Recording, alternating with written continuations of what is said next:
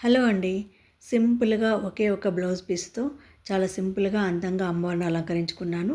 ఇది మీకెలా అలంకరించానో చూపిస్తాను రండి. దానికోసం ముందుగా ఒక బ్లౌజ్ పీస్ తీసుకున్నాను. 2 సైడ్‌లు బార్డర్ ఉన్నటువంటి బ్లౌజ్ పీస్‌ని తీసుకోవాలి. తీసుకొని ఒక వన్ సైడ్ బార్డర్‌ని ఇలాగే మనం ఫోల్డ్ చేసుకోవాలి. ఒక 3 సార్లు ఫోల్డ్ చేసుకొని బార్డర్ పైకి వచ్చేలాగా చూసుకొని మనం పిన్నులతో సెట్ చేసుకోవాలి. అటు ఇటు ఆ చివర ఈ చివర 2 సైడ్‌లు కూడా పిన్నులు పెట్టుకోవాలి. ఆ బార్డర్ జరిగిపోకుండా ఉండడం కోసమని ఇలా పిన్ చేసుకోవాలి.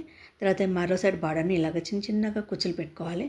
ఒక 2 ఇంచెస్ వెడల్పుతో చిన్నగా మనం కుచ్చులు పెట్టుకొని దాన్ని సెట్ చేసుకోవాలి.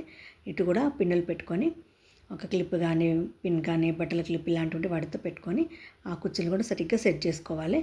ఈ చివరి నుంచి మధ్యలో కూడా ఒకసారి సెట్ చేసుకోవాలి. సేమ్ సైజు లోపల ఒకసారి ఇలా అనుకొని మనం గట్టిగా ఒక ఐరన్ చేసినట్టుగా కొంచెం గట్టిగా అన్నాం అనుకోండి, అలాగే కుచ్చులు నిల్చొని ఉంటాయి. అలాగా మధ్యలో కూడా ఒక పిన్ పెట్టుకొని దాన్ని సెట్ చేసుకోవాలి. కొంచెం పైకి కూడా ఇంకొక పిన్ కూడా పెట్టుకుంటున్నాను నేను. కుచ్చులన్నీ సమానంగా ఉండడం కోసం అని చెప్పేసి ఇలాగ అనుకొని మరి ఒక పిన్ కూడా పెట్టుకొని ఇలా సెట్ చేసి పక్కన పెట్టుకోవాలి.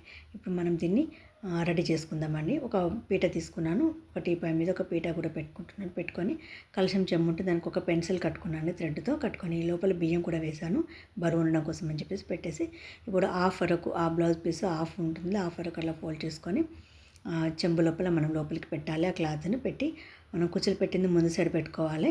పెట్టుకొని ఇలాగ కొంచెం బరువుగా ఉండేటట్టుగా మనం కొబ్బరికాయ పెట్టుకున్నాం అనుకోండి, అది అలాగే బయటికి రాకుండా ఉంటుంది. అలా చూసుకొని ఒకసారి ఐ క్లిప్ కూడా తీసేయాలి. తీసేసి ఆ కుచ్చులను నెమ్మదిగా సెట్ చేసుకోవాలి. కొబ్బరికాయ పెట్టడం కూడా చేసుకోవచ్చు, లేదంటే ముందు కూడా సెట్ చేసుకోవచ్చు.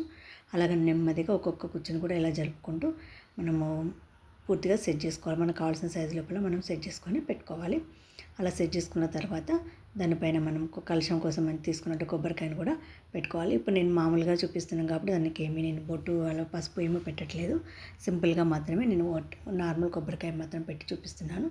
తర్వాత ఇలాగా ఆ పెన్సిల్ ఉంది, పెన్సిల్ 2 సైడ్స్ ఉంటుంది కదా, దానిపైన ఇలాగా మనం ఇంకో సైడ్ ఉన్నటువంటి బార్డర్ని ఇలాగ వీ షేప్లో పెట్టుకొని అక్కడ కూడా ఒక పిన్ కానీ సెట్ చేసుకోవాలి. పిన్తో కానీ సెట్ చేసుకున్నాం అనుకోండి కదలకుండా ఉంటుంది.